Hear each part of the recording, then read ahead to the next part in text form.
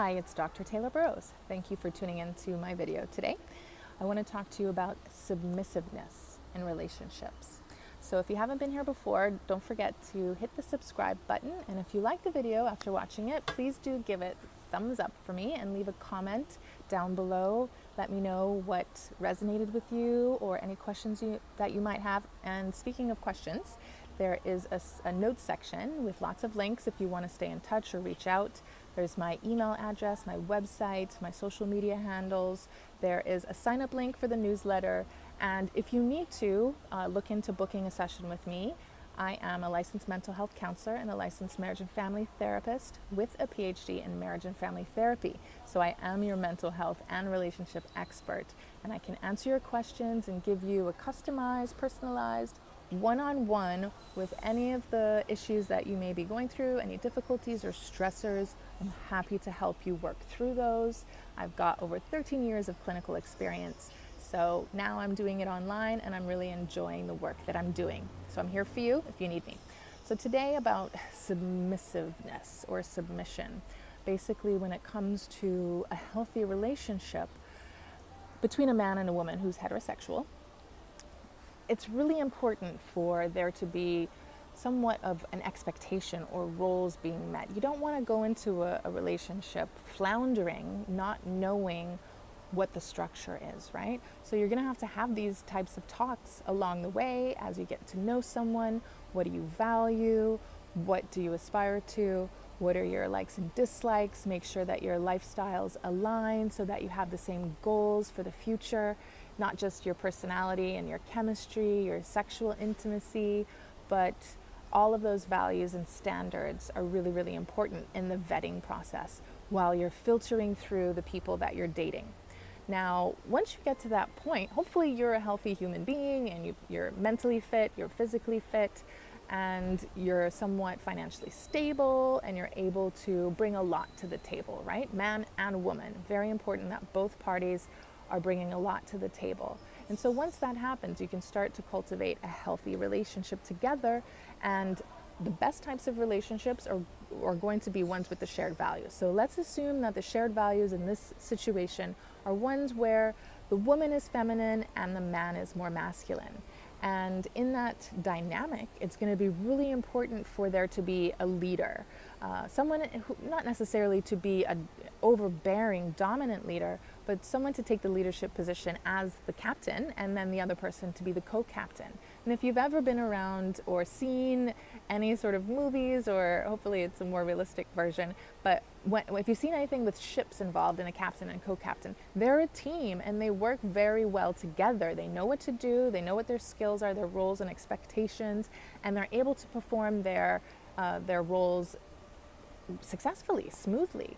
And they don't even have to communicate that directly after a while because they've done it for so long that you can kind of have that sub-communication or have that shorthand communication that you know when you got to put the sail up and you got to go down and get something. I don't even know all the lingo, but you get what I'm saying.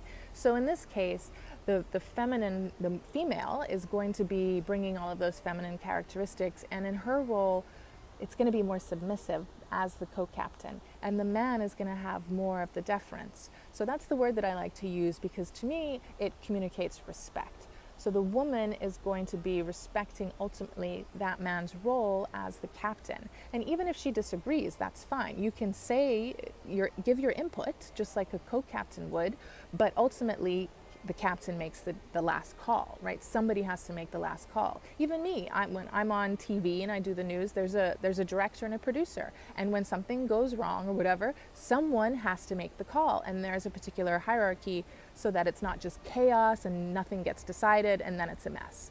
So life gets messy. So if you're in a household, in a partnership, because it's hard being in a partnership. That's why some people do opt to stay alone because it's a lot simpler. Whatever the decision is, you're making it. But when you're in a partnership and with family and kids, it gets a lot more complicated the more people are involved. So that's why this type of system is a lot healthier for everybody and it benefits everybody. And then the best thing about it is When you have that healthy bond, you're not going to be blaming anybody if something goes wrong. You're in a team mentality, and if something goes wrong, you just address it like it's a problem that needs to be solved. You have faith in the efficacy of the system, and you trust that the person's going to be doing their best. You're not being, distrusting, and you're not assuming that someone is trying to hurt you or mess things up. You're assuming that they want the best for you and that they think the best of you. And so that comes with trust, that comes with intimacy, that comes with a lot of effort in really being a cohesive system together. And so in regards to the submission, I like to look at it like you're submitting to that. You're submitting to that macro system idea of how it works in a healthy way, effectively and efficiently. And once you're surrendering or to that, then he is the more dominant one and you are the more submissive one.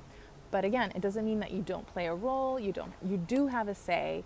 You can switch it up depending on circumstances, but ultimately this is your default pattern. And he as well is going to be submitting in his way to you because you play different roles. So you're getting a lot from having him as a partner, right? He's bringing the provision, the protection, and the love that you so desperately want, right?